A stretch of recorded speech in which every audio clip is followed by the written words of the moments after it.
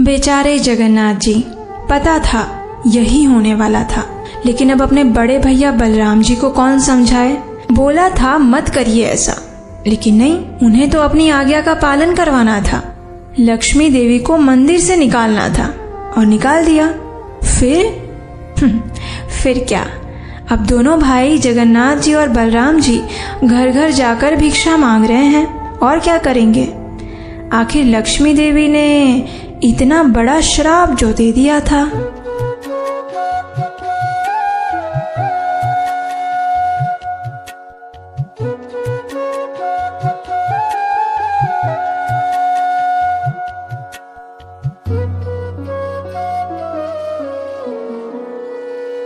हरे कृष्णा। चलिए आज मैं आपको सुनाती हूँ जगन्नाथ जी और देवी लक्ष्मी के बीच की कुछ खट्टी मीठी नोकझोंक की कथा, जिसने इतना बड़ा रूप ले लिया कि आखिर लक्ष्मी देवी ने जगन्नाथ जी को श्राप दे दिया। लेकिन ऐसा क्या हुआ था जो लक्ष्मी देवी को श्राप देना पड़ा? उड़ीसा में एक प्रथा है, हर साल मार्गशीर्ष मास के प्रत्येक गुरुवार के दिन यहाँ की महिलाएं लक्ष्मी देवी की एक विशेष पूजा अर्चना करती है और स्वयं लक्ष्मी देवी भी इस दिन जगन्नाथ जी की आज्ञा से पूरी मंदिर छोड़कर अपने भक्तों के घर पर उन्हें आशीर्वाद देने के लिए जाती है। एक दिन इसी समय के दौरान लक्ष्मी देवी ने एक वृद्ध ब्राह्मणी का स्वरूप लिया और अलग अलग घरों में जाने लगे। जाते हुए उन्होंने देखा कि प्रातः काल का समय कब का बीत गया था, लेकिन फिर भी एक बड़े व्यापारी के घर में उसकी स्त्री अभी भी सो रही थी, इसलिए घर में सफाई भी नहीं हुई थी और ना कोई पूजा। ये देखकर लक्ष्मी देवी उस घर की एक वृद्ध स्त्री के पास गए और उन्हें कहा, अरे बहन, ये क्या, आज तो माता लक्ष्मी की विशेष पूजा का दिन है और आपके घर में अभी तक स्त्रियां सो रही है। ये अच्छी बात नहीं है। आज तो आपको प्रातः जल्दी उठकर देवी लक्ष्मी को प्रसन्न करने के लिए ये विशेष पूजा अर्चना करनी चाहिए थी। ये सुनकर उस वृद्ध ब्राह्मण स्त्री ने अहंकार पूर्वक कहा, अरे अरे अरे, तुम कौन होती हो हमें सिखाने वाली? हमारे ऊपर तो पहले से ही लक्ष्मी देवी की बड़ी कृपा है, हमें कोई जरूरत नहीं है ये पूजा वूजा करने की। हाँ, चलो जाओ यहाँ से और अपना उपदेश किसी गरीब को जाकर सुनाओ जिसको इसकी जरूरत है। पता नहीं कहाँ कहाँ से आ जाते हैं सुबह सुबह। जब लक्ष्मी देवी ने यह सुना तो वे वहां से चुपचाप चली गई और अपने साथ उस घर से अपना सारा वैभव भी समेट दी गई। अब उस व्यापारी का घर इतना दरिद्र हो गया कि उसे वास्तव में भिक्षा मांगकर जीवन यापन करना पड़ा। उसके बाद लक्ष्मी देवी उस गांव में पहुंचे जहां चांडाल जाति के लोग रहते थे। वहां जाकर उन्होंने श्रिया चांडालुनी के घर में प्रवेश किया और देखा कि श्रिया चांडालुनी प्रातःकाल जल्दी उठ गई थी। उसने संपूर्ण घर की सफाई की थी और लक्ष्मी देवी की पूजा की तैयारी कर रही थी। ये देखकर लक्ष्मी देवी अत्यंत प्रसन्न हुए और उन्होंने उस घर में अपने ऐश्वर्य की वृद्धि की। अब इस प्रकार जब लक्ष्मी देवी अपने भिन्न भिन्न भक्तों के घर में जा रहे थे, उसी समय बलराम जी और जगन्नाथ जी भी सुबह सुबह टहलने के लिए निकले हुए थे और उन्होंने देखा कि लक्ष्मी देवी श्रिया चांडालुनी के घर से बाहर आ रही थी। अब ये देखकर बड़े भैया बलराम जी को बड़ा गुस्सा आया। उन्होंने जगन्नाथ जी से कहा, देखो तो जरा कान्हा, तुम्हारी पत्नी एक चांडाल के घर में जाकर आ रही है।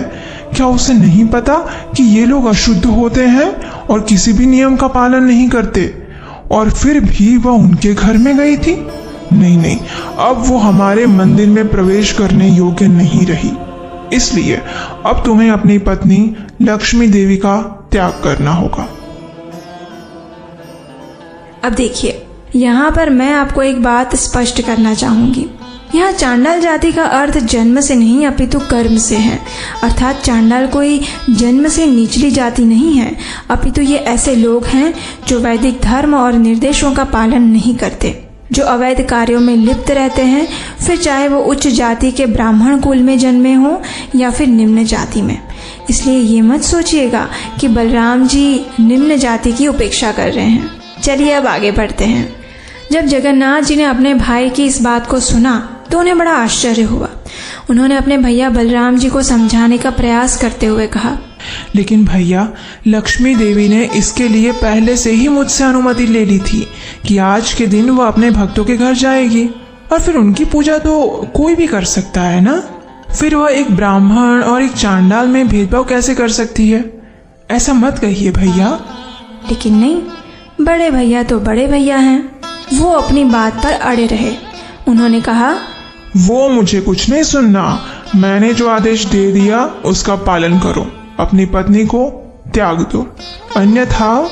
जगन्नाथ जी ने बीच में ही बात काटते हुए उस बात को मजाक में लेने का प्रयास करते हुए कहा, अन्यथा क्या भैया? चलिए छोड़िए इन सब बातों को, मुझे तो बहुत भूख लगी है। चलिए चलिए चलिए जल्दी से पेट पूजा करने चलते हैं। वैसे ही आपने सुबह सुबह मुझे इतना चलाकर थका दिया है।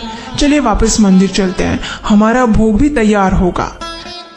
लेकिन नहीं, ये तो बड़े भैया है, उनको आप बातों में नहीं घुमा सकते। तो बस बलराम जी अपने बात पर अड़े हुए थे। उन्होंने साफ साफ शब्दों में जगन्नाथ जी को अपना निर्णय सुना दिया। देखो कान्हा, तुम मुझे इस प्रकार मूर्ख बनाने का और अपनी बातों में उलझाने का प्रयास मत करो, ठीक है ना? हाँ, तुम्हारी सब चतुराई मैं समझता हूँ। तो इसलिए मेरा यह अंतिम निर्णय है कि या तो तुम अपनी पत्नी लक्ष्मी देवी को इस मंदिर से निकाल दो, या फिर मैं ही चला जाता हूँ यहाँ से। ये कहकर बलराम जी उठ गए और हमारे प्यारे जगन्नाथ जी फंस गए। एक तरफ बड़े भैया और एक तरफ आज्ञाकारी पत्नी। अब क्या करें? आखिर में थक हार कर उन्होंने लक्ष्मी देवी को बुलाया और उनसे कहा, देवी, क्योंकि आप आज के दिन एक चांडाल के घर में गई थी, इसलिए बड़े भैया बलराम जी की आज्ञा है कि अब से आप इस श्री मंदिर में प्रवेश नहीं कर सकती है। ये सुनकर लक्ष्मी देवी को बड़ा आश्चर्य हुआ।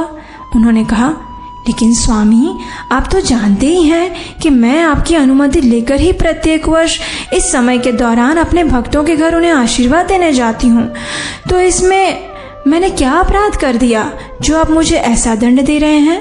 और फिर अगर कोई भूल हुई भी है तो हमारे विवाह के समय पर आपने ही तो मेरे पिताजी को वचन दिया था ना कि आप मेरे 10 अपराध क्षमा करेंगे। तो फिर अचानक मुझे ये मंदिर से बाहर निकाल देने के लिए आप कैसे सोच सकते हैं स्वामी?